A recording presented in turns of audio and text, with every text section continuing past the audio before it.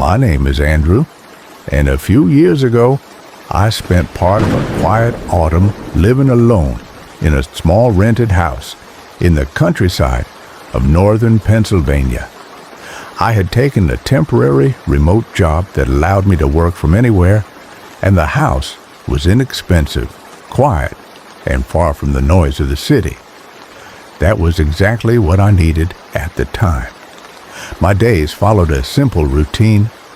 I worked during the mornings, cooked something small in the afternoons, and usually spent the evenings sitting by the window listening to the rain move slowly across the trees behind the house. The property itself was larger than I expected. There was an old wooden fence along the sides of the yard, and behind the house the land stretched farther into a patch of uneven grass and soft dirt that always seemed darker than the rest of the ground. Near the back edge of that space stood an old stone well. It was circular and low, built from heavy gray rocks that looked older than the house itself. A thick wooden cover rested on top of it, slightly tilted, as if it had not been moved in many years. I noticed it on my first evening there. The neighbor who lived across the dirt road waved at me while I was bringing in my bags and casually mentioned the well without much explanation. He simply said that it hadn't been used in a very long time. Something about the way he said it made me glance toward the back of the yard again, though I couldn't explain why. That night, it rained for hours, and before going to sleep, I remember standing by the kitchen window, looking out into the dark yard for a moment longer than usual. The well was barely visible from there, but I had the quiet feeling that the wooden cover on top of it did not look exactly the same as it had earlier that evening. I told myself it was only the rain, and I went to bed without thinking much more about it, at least not yet. During the next few days, my routine stayed mostly the same. The mornings were quiet and predictable. I worked at the small wooden desk near the living room window, and sometimes I could hear the wind moving slowly through the trees behind the house. It was the kind of place where even small sounds seemed easier to notice. It was on the fourth evening that I heard the first unusual noise. It sounded like something shifting outside, not loud, just slow, like wood moving slightly against stone. At first I thought it might have been part of the fence reacting to the wind, but later that night, while I was washing dishes in the kitchen, I heard something else. A soft sound, almost like water being disturbed. The rain had already stopped by then. I remember standing still for a moment, listening carefully, before walking toward the back window again. From there, I could just barely see the well. The wooden cover looked slightly different, not completely open, just not resting the same way it had before. Over the next few evenings, I noticed other small things. Once, I thought I saw damp marks in the dirt near the back steps. Another time, I heard what sounded like a rope moving slowly, though I never actually saw one attached to the well. None of these things felt strong enough to worry me. Still, I began closing the curtains earlier than usual at night. One evening, after finishing work later than normal, I stepped outside to take the trash toward the side of the house. The yard was darker than usual. Clouds were covering most of the moon. As I turned back toward the door, I noticed something near the well. Someone was standing there, a tall figure, still, wearing something pale. Long dark hair covered the face completely. The figure didn't move, didn't walk closer, didn't make a sound. It simply remained beside the well, and after a few quiet seconds, I slowly went back inside the house and locked the door. After that night, I tried to convince myself that what I had seen was only a shadow, or maybe someone passing through the property without realizing anyone lived there. The house was old, and the land around it was open enough that people sometimes crossed nearby fields. Still, I found myself checking the back window more often than before, especially after sunset. For the next 2 evenings, everything remained quiet again. No movement, no sounds from the yard, no figure near the well. By the third night, I almost believed I had imagined the entire thing. It was raining again that evening, the steady kind of rain that made the ground look darker and the air feel slower. Before going to bed, I walked into the kitchen to close the window above the sink. As I reached for the curtain, I looked outside one last time. The wooden cover of the well was no longer in place. It rested slightly to the side. The opening was completely dark. The yard itself was empty. No figure, no movement, nothing near the fence or the trees. I stayed there for a moment longer than I meant to, just listening to the rain. And then I heard something soft behind the house. Not near the well, closer than that. Slow steps, careful, wet against the ground. I did not open the back door. I did not look outside again. I simply waited until morning. When the sun finally came up, I packed my things quietly and left the house earlier than planned. I never returned there again, and even now, sometimes when it rains late at night, I still remember how open that well looked in the dark. But that wasn't the only strange night I remember.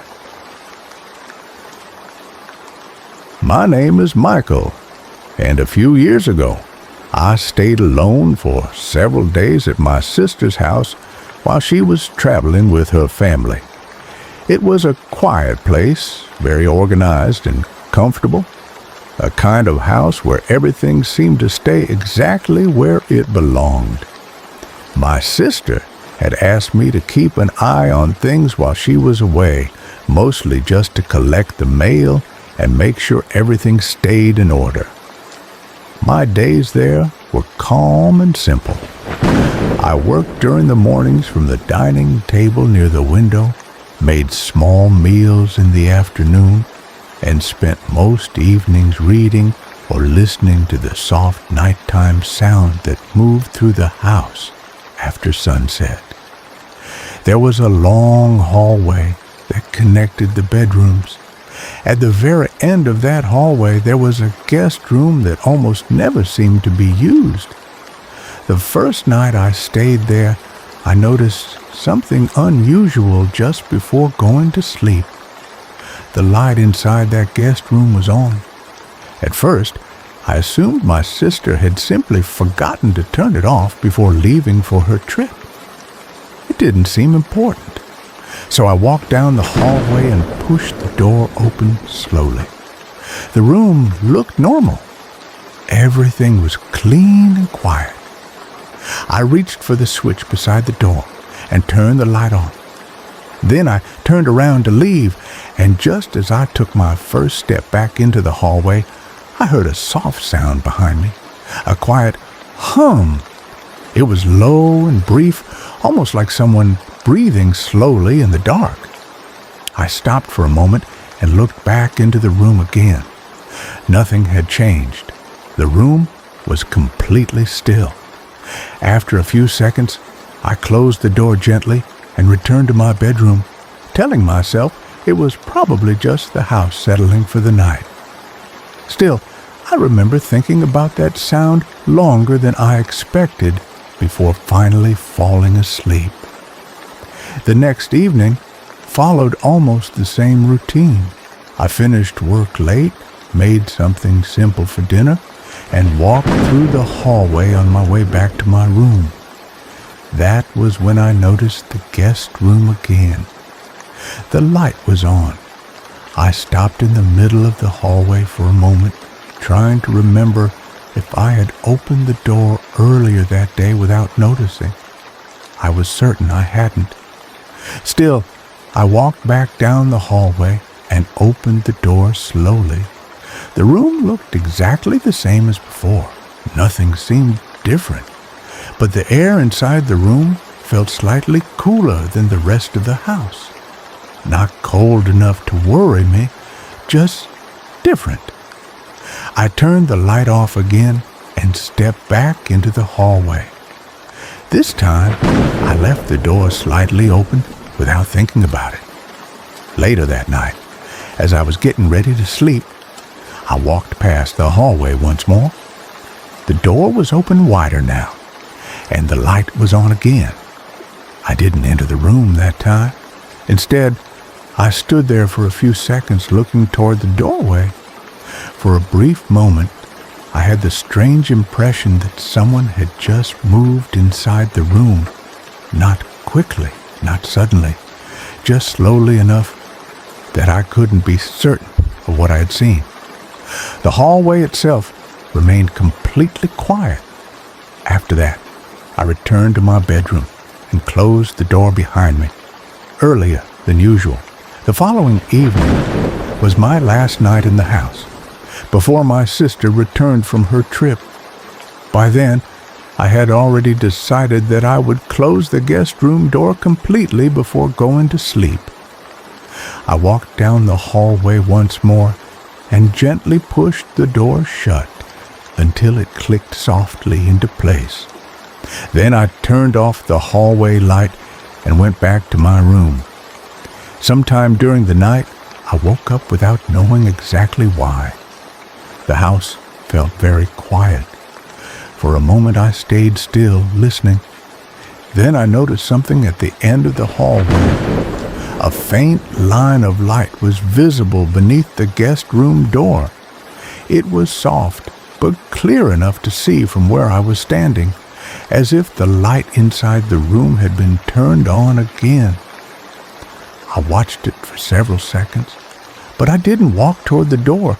Instead, I returned to bed and stayed there until morning. When the sun finally came up, I opened the guest room door. The light inside was off.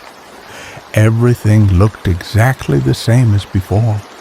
Later that afternoon, when my sister arrived home, I mentioned the light turning on during the nights. She looked at me with a confused expression and said the light in that room hadn't worked in weeks. The bulb had burned out before her trip, and no one had been able to turn it on since then. After that, there was another night that felt just as unusual. My name is Ethan, and about a year ago, I started spending some weekends at a small cabin near a quiet lake in northern Vermont. I wasn't looking for anything special when I rented the place. I just wanted somewhere calm where I could step away from the noise of the city and finally just sleep better at night. The cabin itself was simple but comfortable. It stood a short distance from the lake, surrounded by tall trees that seemed to soften every sound around them. There was a wooden deck behind the cabin facing the water, and on most evenings I would sit there for a while before going inside. Almost every night it rained. Not heavy storms, just steady rain falling through the trees and tapping softly against the roof and the windows. I remember thinking that the sound alone made the place worth the drive.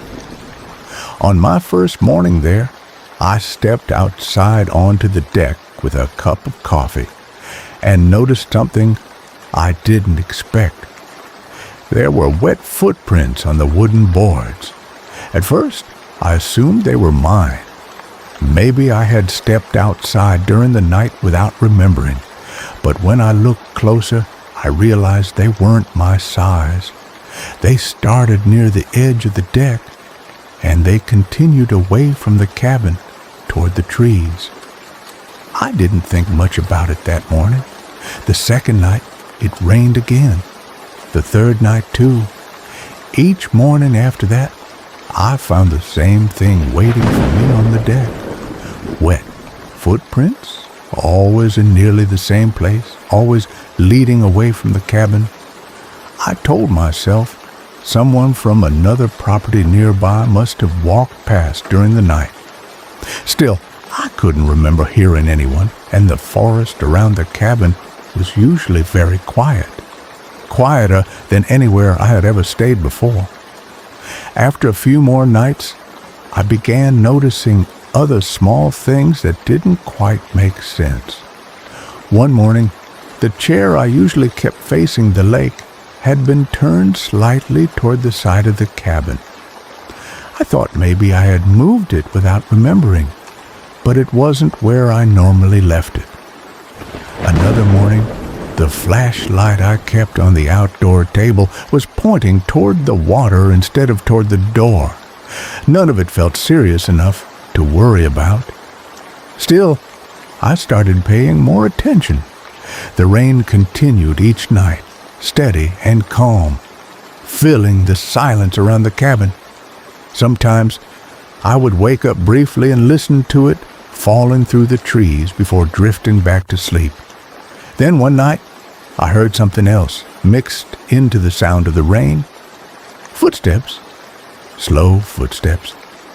They weren't loud, and they didn't sound close enough to feel threatening, but they were clear enough that I sat up in bed and listened carefully. They seemed to be moving somewhere near the deck. I stayed still for a while, telling myself it was probably just water dripping from branches or maybe an animal walking along the edge of the lake. The next evening, I decided to stay awake a little later than usual. Around midnight, while standing near the kitchen window, I noticed something near the shoreline. There was a figure standing beside the lake. It wasn't moving. It just stood there quietly, facing the water. I watched for several seconds before stepping outside to take a closer look. By the time I reached the deck, there was no one there, only the sound of rain and the dark surface of the lake stretching out in front of me. The next morning, the footprints were back again. This time, they were closer to the back door. On my last night before returning to the city, I decided I would stay awake and watch the shoreline again. The rain started shortly after sunset and continued steadily into the night, just like it had every evening I'd spent there.